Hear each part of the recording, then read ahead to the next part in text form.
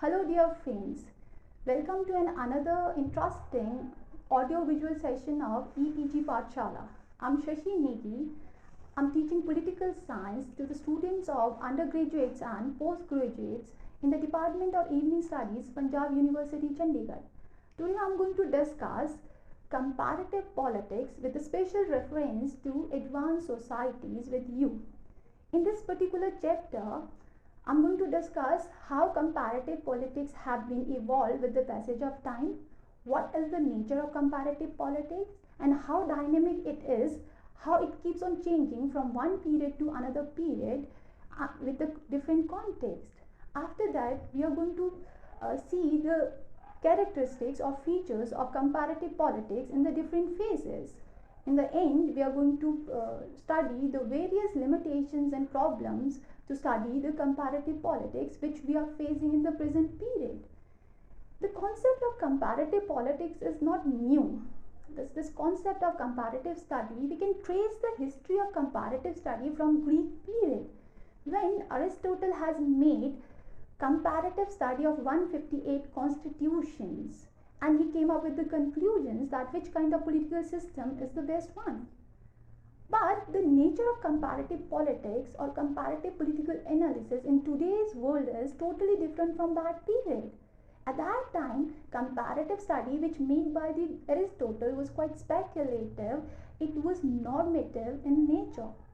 But in today's period, we are having comparative political study which is quite empirical in nature, which does systematic comparative study of various political systems and provides us with the different results. It tries to build social theories which can be applied at universal level or cannot be. Yes, comparative politics as a sub-discipline of political science has become one of the most important sub-discipline in today's period to study or compare the various political systems. We are going to unfold how comparative politics is playing really important role in the political studies in order to study various political institutions, political structures, political activities, phenomena in the world through the help of this particular chapter. Let's move to the main content of chapter. We are going to discuss this chapter in 5 different parts. In the first section, we are going to discuss meaning, definition and origin of comparative politics. In the second part of chapter, we are going to discuss changing nature of comparative political analysis in 3 phases. These 3 phases are pre-modern phase, modern phase and post-modern phase. In the third part of the module, we are going to study the differences between traditional viewpoint and the modern viewpoint of comparative political analysis. In the fourth part of the module, I am going to highlight the importance or significance of the study. And in the fifth section of chapter, I am going to throw some light on various problems and limitations of comparative politics. That is, what is comparative politics? Comparative politics is a discipline that systematically analyzes and compares the political phenomenon and activity of various political systems. This study is value neutral and empirical by nature. This studies interactions within political systems. Comparative study is mainly concerned with the power relationship between individuals, groups, organizations, classes and institutions within political systems. It studies the power configuration within systems and external influences on internal structures. Comparative politics is analytical and empirical investigation of government and political system. The study is value neutral by nature and studies interactions within political system. According to Karamani, as all scientific disciplines, comparative politics is a combination of substance and method. Comparative politics, unlike comparative government, includes the study of all types of formal and informal political facts which in any way influences the working of political system. Defining the concept of comparative politics presents with the following characteristics of comparative political analysis.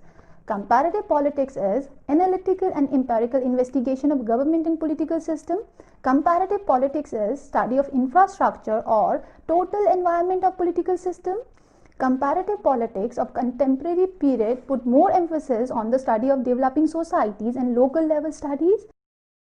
It is not attached to any special values. It has no normative aspects. Comparative politics does vertical as well as horizontal comparisons, and the major objective of comparative politics is to build theories in social sciences. What comparative study includes as its subject matter?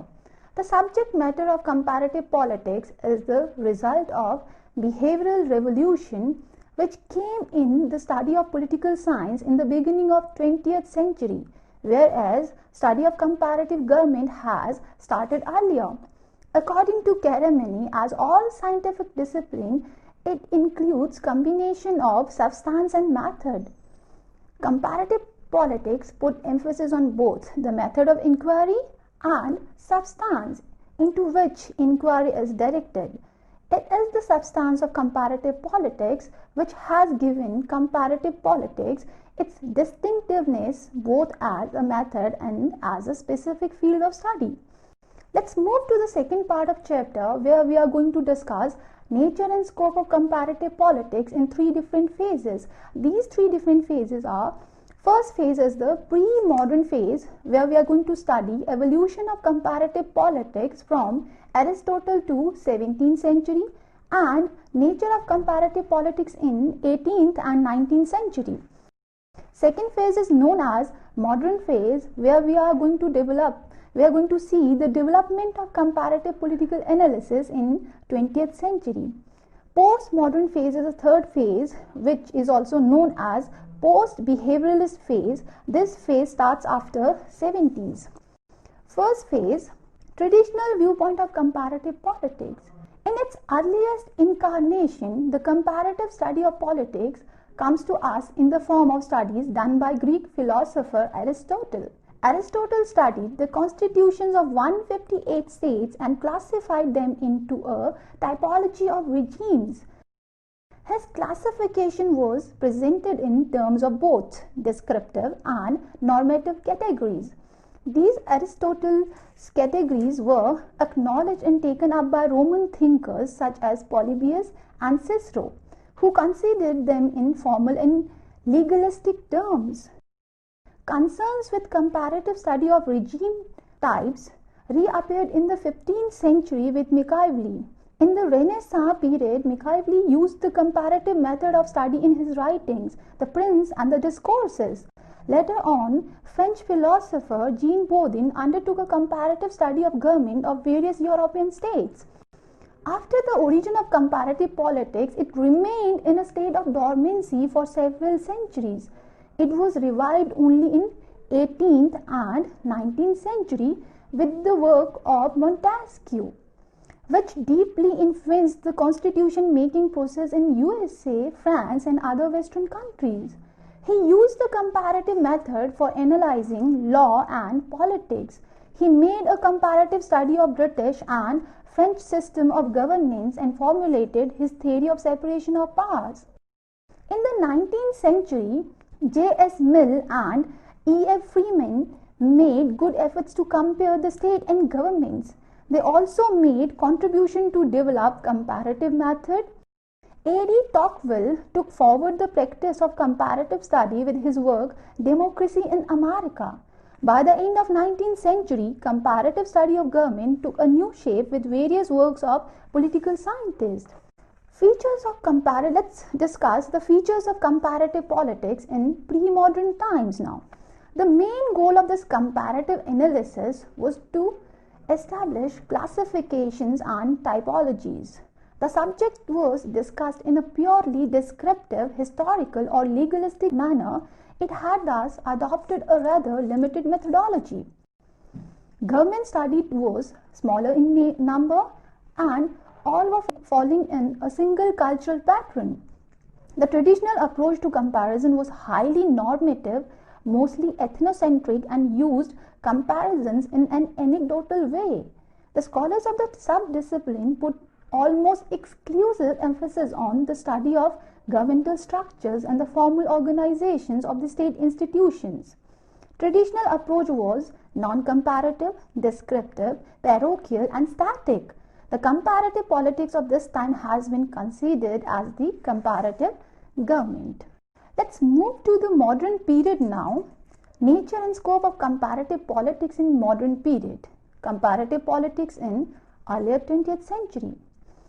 The obsession with philosophical and speculative questions concerning the good or the ideal state and the use of abstract and normative vocabulary persisted in comparative studies till late 19th and early 20th century. The late 19th and earlier 20th centuries signified the period when liberalism was the dominating ideology and European countries enjoyed dominance in world politics.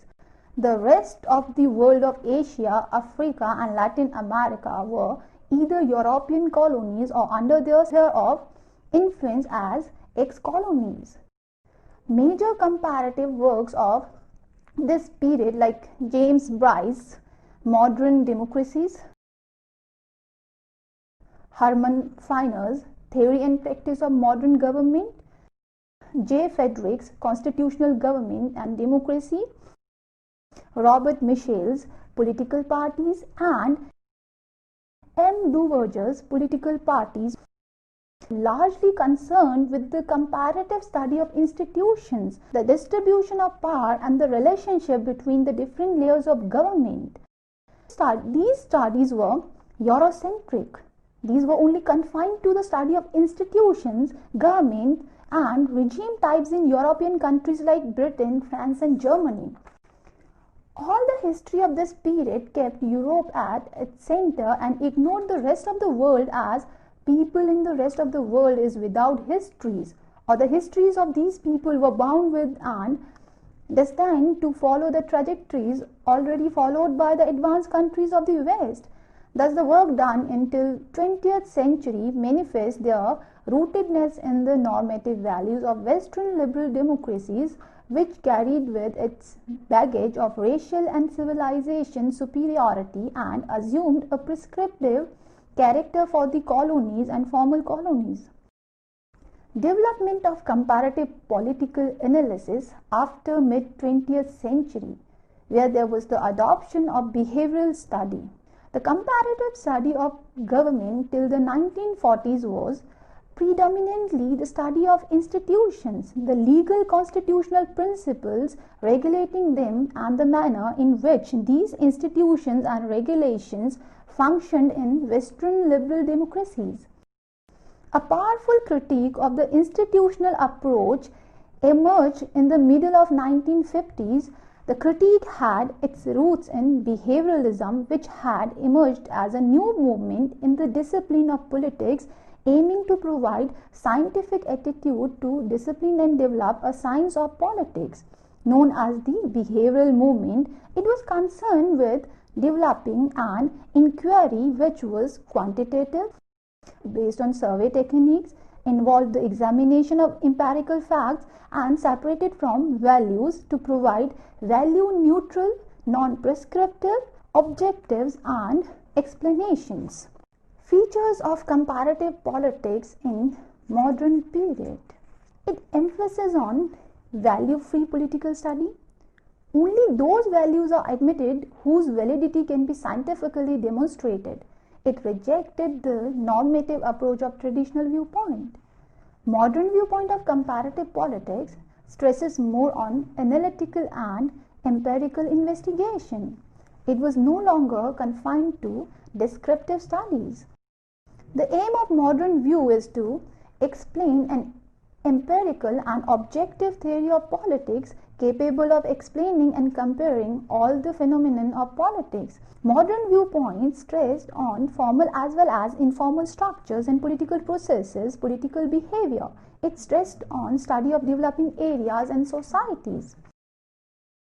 Comparative politics in modern period started on focusing on horizontal as well as vertical comparisons. It involved comparative study of political systems of various nations and also compared political systems and subsystems at work within a single state. Modern viewpoint of comparative political analysis laid emphasis on interdisciplinary approach to study political systems. Concepts like power, influence and authority, which distinguish political system from another system, are included as the subject matter of comparative politics. Scholars of comparative politics examine minutely the role of political authorities, political violence and political corruption. Now let's move to the third phase, that is comparative politics in postmodern phase. Towards the end of 1970s, modernization, developmentalism and behavioralism and other approaches of modern era came under criticism for favoring abstract models which flattened out differences in specific political, social, cultural systems in order to study them within a single universalistic framework. Two main challenges to developmentalism arose in the early 1970s and gained widespread attention. These were dependency and corporatism. In 1970s, political system has started losing its importance and the state started receiving its share of attention in the 70s. The state has regained its importance in postmodern era. Postmodernists stressed the need to concentrate on solutions to the backwardness of developing countries. In the postmodern era, the concept of civil society has also gained more importance in comparative political analysis. Comparative study of this period focused on the various civil society activities like resurgence of people's movement seeking autonomy, right to indigenous culture, movements of tribals and the environmental movement. Concerns with the issue of identity, environment, ethnicity, gender and race have provided a new dimension to comparative political analysis in contemporary world. Globalization and its impact on comparative political study. Globalization and other emerging trends in 1980s led to the complete shift in comparative political analysis. Period after 1990s witnessed a move away from general theory to emphasis on the relevance of context. Hence, we see a new emphasis on more currently specific studies, nationally specific countries, and even institutionally specific studies. Comparisons at smaller level systems or regions have persisted. Globalization made great developments in the field of information and communication technology. This has made the production, collection, and analysis of data easier and assured also their faster and wider diffusion. Let's move to the problems and limitations of comparative politics. Comparative political analysis is heavily dependent upon other subfields of political science for its approaches, methods, and concepts. In comparative politics, there is no longer any central body of literature and any coordinating grand theory. It does not have any autonomous status.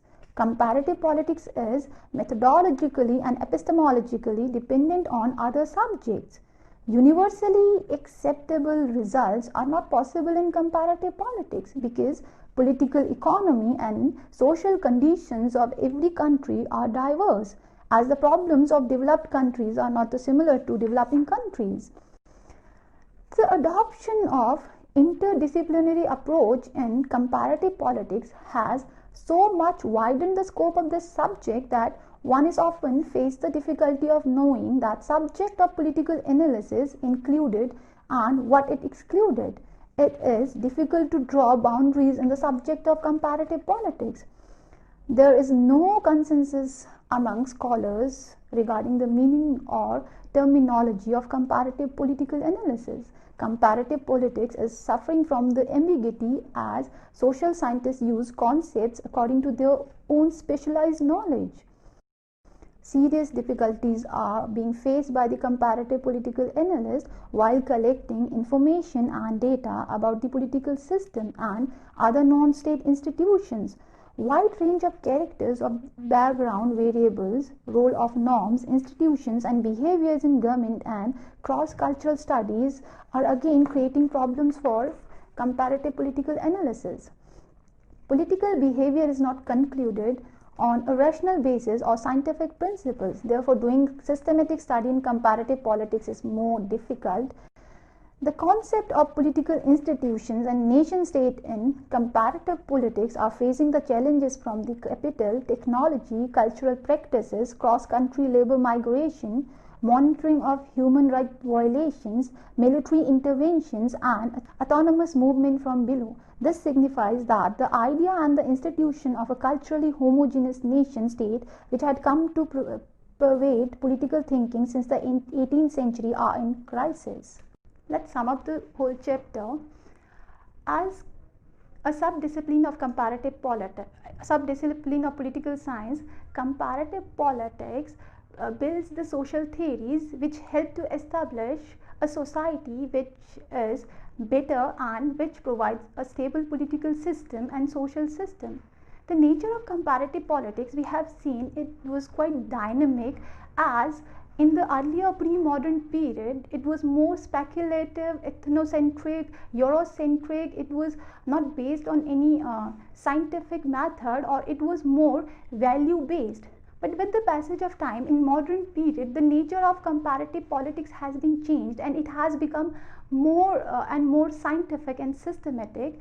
In the behavioral period, it has widened its scope and it included formal as well as informal structures of the society. It didn't ignore any of the cultural and social aspect. It included all the cultural, social, political and economic aspects in order to study political institutions. It was interdisciplinary in nature.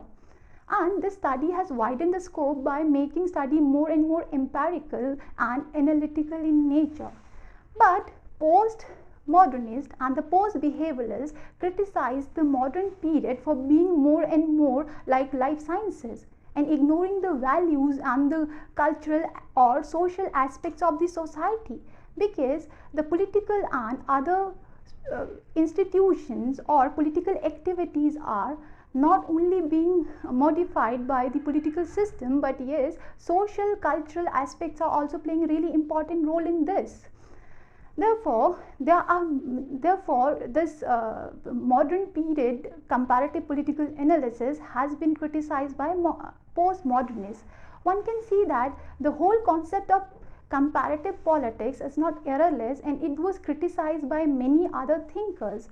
There is the criticism for the comparative politics that it lacks the autonomous status. It is dependent on philosophy, political science and other social science subjects for its epistemology, and it is not having any kind of self-assertiveness. Yes, and the second criticism for the comparative politics is it lacks the unanimity among the various comparative political thinkers, because most of the comparative political thinkers, they define and give meaning to the various concepts according to their own knowledge, and comparative political analysis failed badly to come up with the universal theories or meta-narratives. These criticisms are accepted by comparative political analysis and comparative political scientists openly, and comparative political science is becoming more reflective and open-ended for the criticism. I hope you enjoyed the video. Thank you.